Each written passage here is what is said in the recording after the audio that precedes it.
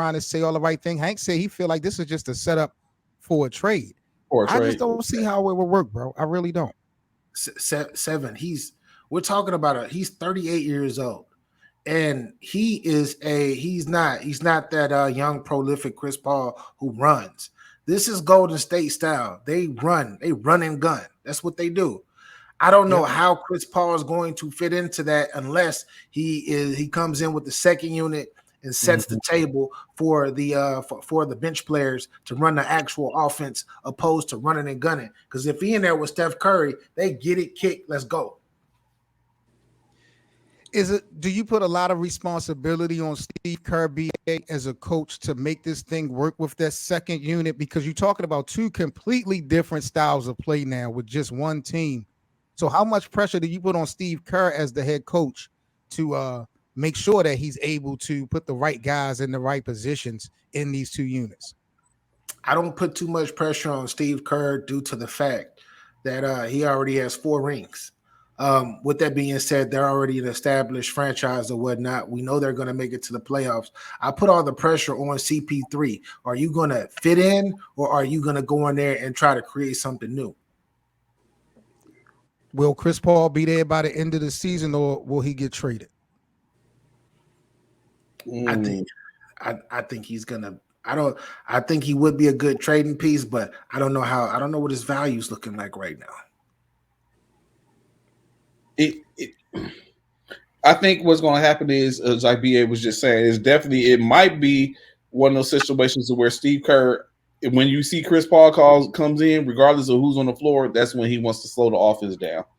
And and of course, one man, if Chris Paul is on the floor and they get to running and gunning, it's going to be predicated on end state is you got to guard both left and right elbow when Chris Paul's on the floor. He's almost automatic from there. He gets to his spot now, so it might not be as bad. When I was listening and think about what BA was saying, it might not be as bad as what we really think. Because I'm with you, Seven. Like, how does he really fit in?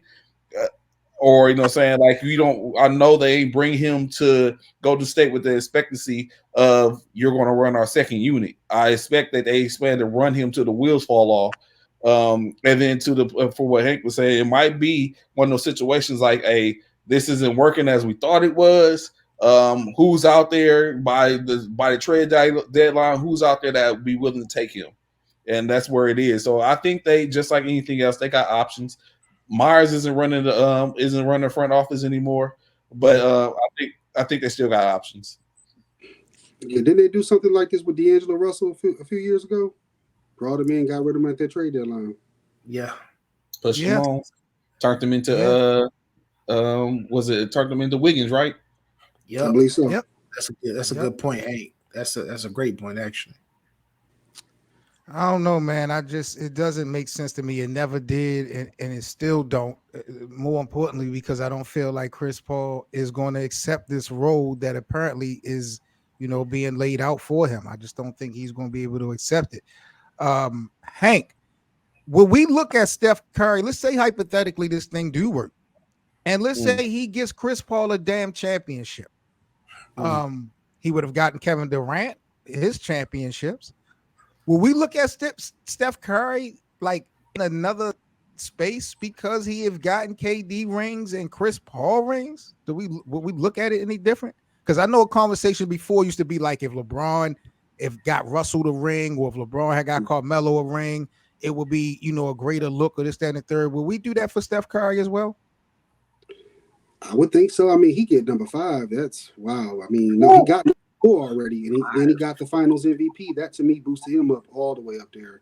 He got that off his back, all that talk, and he's a way better player than he was when he won his first championship with against LeBron. Way better. Draymond even talked about his strength in his core. He can handle those bumps that they were giving on him earlier on in his career. So him getting the championship for Chris Paul, yeah, I think that would. He'll do it to 2 guys that really needed those championships, and I think it'll bring the conversation of him, those all-time great players, more serious. And I still think he's already in the conversation as far as top 10. Definitely, he's an under-the-radar goat as is. People ain't checking for him, but Steph is that dude.